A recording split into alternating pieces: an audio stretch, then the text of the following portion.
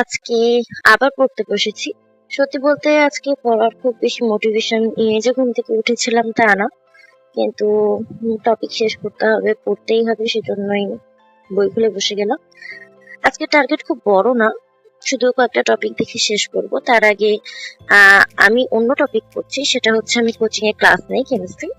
তো ক্লাস নিবো যে টপিক নিয়ে, শুধু টপিকের হেডলাইনটা দেখে যাচ্ছি এবং টপিকটার বিষয়বস্তু একটু দেখে যাচ্ছি। বিষয়বস্তু তেমন বোঝার কিছু নেই, সবকিছু পারি, জাস্ট যেটা যেটা পড়াবো সেটা সেটা নোট করে নিচ্ছি, দেখে নিচ্ছি। তারপরে আমি নিজের বই খুলে বসে যাই। অনেক সময় মনে হয় আমি যথেষ্ট পড়ছি না, ওনাদের প্রোগ্রেস দেখলে আরো বেশি মনে হয়। কিন্তু নিজের জার্নির সাথে অন্য কারো জার্নি কম্পেয়ার করে আসলে কোনো লাভ নেই। আমি যে টপিকটা এখন পড়ছি, এই টপিকটা বুঝতে আমার বেশ কয়েকবার পড়তে হয়েছে।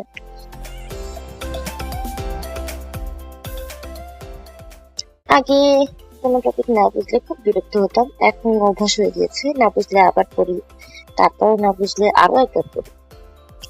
আর এই পড়ার মাঝে মাঝে আমি একটু ব্রেক নেই, মানে মাঝে মাঝে পড়তে পড়তে মনে হয় যেমন মাথায় আর কিছুই ঢুকবে না, তখন একটু রেস্ট নেই, একটু ব্রেক নেই। ব্রেকের টাইমে অন্যান্য কাজ করি, আমি টোটালি পড়াশোনা থেকে বাইরে গিয়ে অন্যান্য কাজ করি। এটা আমি আগেও বলেছি যে আমি ব্রেকের টাইমে আমার টুকটাক যত কাজ থাকে সেগুলোই করতে থাকি। আমার কাছে মনে হয় যে আসলে প্রোডাক্টিভ ডে মানে 12 ঘন্টা পড়া না। আমার কাছে প্রোডাক্টিভ ডে হলো যেদিন নিজের কাছে প্ল্যানের অন্তত কিছুটা ফলো করতে পারি। দিন শেষ হওয়ার আগেই বুঝতে পেরেছিলাম যে সব টার্গেট আসলে কমপ্লিট করতে পারবো না। আগে এমন হতো যে টার্গেট ফুলফিল না করতে পারলে আমার অনেক খারাপ লাগতো, তবে এখন এই বিষয়ে অভ্যস্ত হয়ে গেছি এবং বুঝে গিয়েছি যে যতটুকু হয়েছে সেটাও তো একেবারে না হওয়া থেকে ভালো, তাই না?